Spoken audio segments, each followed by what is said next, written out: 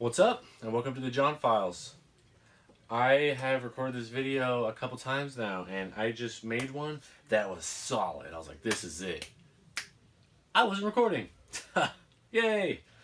So this is going to be my review for the new Netflix movie. I won't say Netflix original because I think it was going to have a theater release, but then Netflix put it out. But it's The Ritual. This is where I'm going to put the picture. And so, what I want to do a spoiler review for this movie because it is amazing and I love this movie and it's probably one of my favorite horror movies of the past who knows how many years. Best monster movie, best one of the top 15 movies for me. It's in there. I liked it. It was awesome. It worked. It worked for me. From my first viewing, I've seen it like 3 or 4 times now. From the first viewing, I was there. I'm like, yes, this monster, he's great. The lore behind him, these characters, the setting, everything, the cinematography, the sound design of the creature in the woods, the creepy mythology with all the creepy people that are in the woods and the little symbols we find, the house with the shrine and stuff, everything just. But the monster is the crown jewel, the cherry on top, the what do they say? The piece of the resistance or whatever the fuck that is. The Holy Grail, the thing that Indiana Jones wants. The best part of the movie, he's I'm trying to, he's Superman of the Justice League. But yeah, it was he's great. If I can, so it's these 5 friends go on this trip through Norway and Sweden.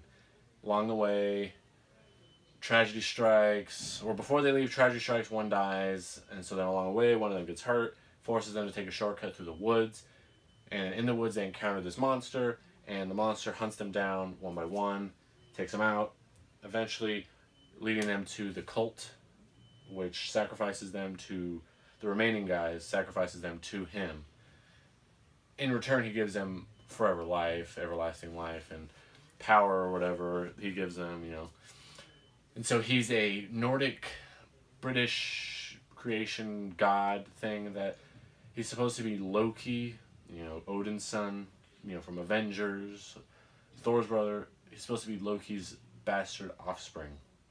He was just busting nuts in some random girl somewhere, and somehow he gave birth to this Jotun, which is what they name it. It's like J-O with an umlaut on it, the 2 dots, T-A-A-N, I think, or it's 2 N's and 1 A, but I think it's 2 A's. The Jotun. And it is just a thing that eats people, and, well, I don't know if it ever eats them. It just, all we ever see it do is impale them on tree branches, and it cuts open animals to scare people, and cuts open people to scare people. But, just, it's a great movie in it. Like, there's a part where they all have nightmares, and just some of the scenes, like, where they're having nightmares is super intense.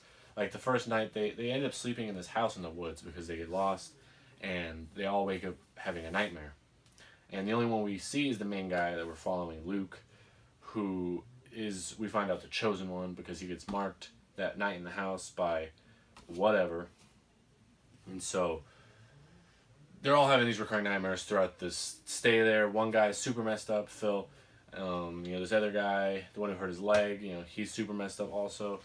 But yeah, so one by one they get taken out by this creature, and by the end it's just the 2 guys, Luke and the guy who hurt his leg, and they end up at this house, another house, and it's where this cult lives, where they do the sacrifices and stuff. And while they're there, we not really find out, but we see that they have a stockpile of all of the weapons and gear and clothes and anything that all these other people that they've caught and sacrificed through the years to this thing. They have it all in just this room, and just seeing how old some of this stuff looks, and how they dressed some of these people in this cult, or whatever you want to call them. They look so old, like pilgrim age, 300 years old, because he gives them everlasting life, like immortality or whatever. But I don't want to say immortality because there's a scene towards the end when Luke is in the house. He stumbles across this room that is filled with. At first, we assume that they're dead bodies just there, but from upon further inspection, they're actually alive and they're just. I think they're the oldest chosen ones.